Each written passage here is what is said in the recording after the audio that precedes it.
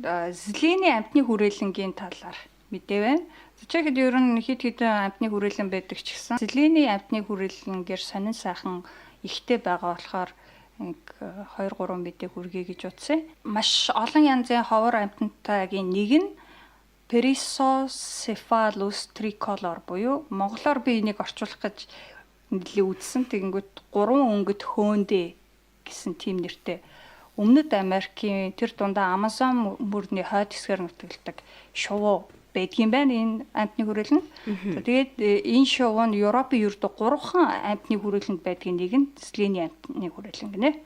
Энэ жил нэгэн онцгой үйл явдал болсон нь Зэлийн энэ шувуу өндгөлсөн гинэ. 2 шувуу өндгөлсөн юм байна. Эхнийх нь өндөг өнгөрсөн 5 дугаар сард хагараад ангаахан амжилттай хорвоод мэндэлснээр Европын нутаг дэвсгэр төрсөн хамгийн анхны 3 өнгөт хөөндөө болсон байна. Харин 2 дахь өндгийг нь их нь голоод дараагүй болохоор амтны хүрээлэнгийнхаа авч инкубаторт хийж арчилсны үр дүнд ангаахан 9 мэнд төрсөн гэж. Тийм ховор шувуу үзэж болох нь байна. Ямар хөөрхөн юм тий. Гэтэ нөгөө нэг яг эдний мэдээллүүдийг харахад яг дандаа нэг амтны хүрээлэнгийн мэдээ яг нэг явж идэг те золттой. Тэгээ нөгөө амтны хүрээлэн гэдэг сэдв чи өөрөө нэг юм хоёр талтай байдаг шүү дээ. Амттыг зовоогоод байна эсвэл амар хайрлаад байна гэдэг. Тэгээд яг эдний мэдээг ингээ харах тусам надад нөгөө амтны хүрээлэн бол тийм тамийн газар биш юм шиг санагдаад байдаг байхгүй юу? Одоо жишээлбэл ингээ саяны те шоуг инкубаторт хийгээд бүр ингээ 9 минут бойжулсан биз дээ амар хөөрхөн. Тэгээд дараагийн энэ амтны хүрээлэний талаарх мэдээлэл нь болохоор энийх ер нь ингээл сонирхолтой гой арга хэмжээнүүд их зохиод юм билээ. Тэгээд за нэг сонирхолтой зохион байгуулж байгаа үйл ажиллагаа нь гэхээр 10 дугаар сарын 8 15-ны Бямбар гарагуудад болох үдшийн аялал гинэ. За амтны хүрээлэн болон амтны хүрээлэнгийн эзэмшлийн газар байдаг Лишна ордонд орой 9 цаг 30 минут хүртэл үзэж сонирхох боломжийг нээн гинэ энэ үеэр. Ердийн үед ч ингээд харанхууд амтд яаж байдгийг энтрийг харах боломжгүй байдаг бол энэ үед харах боломжтой. Дээрэс нь хөтөчтэй хамт яваад тайлбарыг нь сонсож үзэж болох юм гинэ энэ үеэр. Амтны хүрээлэнгийн үүдэн хэсэгт нь нөгөө барьж явах тийм гоё хийцтэй дэнлүүнүүдийг зарж борлуулна гэсэн мэл.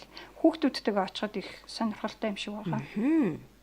За бас нэг сонин гэхээр саяхан бас яг энэ амтны хүрээлэнд манай чехэд үүдэг монголчуудын нэг гэр бүл очиж сонирхсан байлээ. Тэгээд тэр талаараа өөртөө сэтгэлдээ бичсэн пост Facebook-ийн хуудсан дээр оруулсан байлээ. Пандагдай family гэдэг юм Facebook хуудас дээр.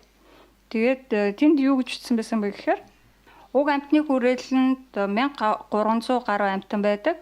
Зочид дуртай амтандаа мөнгөн ханд өгч ивент тэтгэгч нь болох боломжтой гэсэн байна. Тухайлбал юм бол хамгийн өндөр хандвиг буюу 80,000 чех крон. Энэ нь монгол мөнгөөр 10,640,000 төгрөг юм байна. Ийм их хэмжээний мөнгийг Павел Влах гэдэг хүн арсланд өгсөн байна гэж. Тэгээ хандивлагч нь хандив өгснөөр тухайн амтны хүрээлэнтэй 12 сарын хугацаатай гэрээ байгуулдаг гинэ. Тэгээ энэ хугацаанд гэрээгээ ваучер хэлбэрээр ашиглаад ингээд нөгөө амтны хүрээлэнтэй байнга цочилж болдог юм шиг. Тэгээд энэ амтны хүрээлэнд манай хоёр бүхтөө тэмээ хүртэл байдаг. Тэгэхээр чехэд байгаа монголчууд маань Слиний ч юм уу эсвэл Прагийн амтны хүрээлэнд байдаг монгол тэмээнийхээ ивент тэтгэгч нь болж болох юм байна шүү. Дээр бас нөгөө чехэд суугаа монгол элчин сайттай уулзж хаад энэ талаар бас яг ярьжсэн.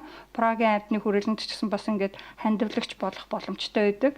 Монголчууд маань хэрвээ дангаараа ивент тэтгэхэд хүндрэлтэй болвол нийлж байгаад ингээ Монгол тэмээгээ ивент тэгвэл сайхан юм да гэж санал гаргаж ирсэн. Хойлоо шууд подкаст дээр уриалах. Энэ мэдээг сонсож байгаа хүмүүс бас энэ талаар бодолцож үзээрэй. Хамтраад хэмээнийхаа ядаж ивент тэгч нь болвол их гоё гэж бодож байна.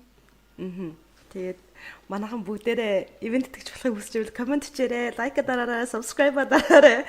Тэгээд яг энэ тал дээр бас өөрсдийнхөө санаа бодлыг хуваалцаарай.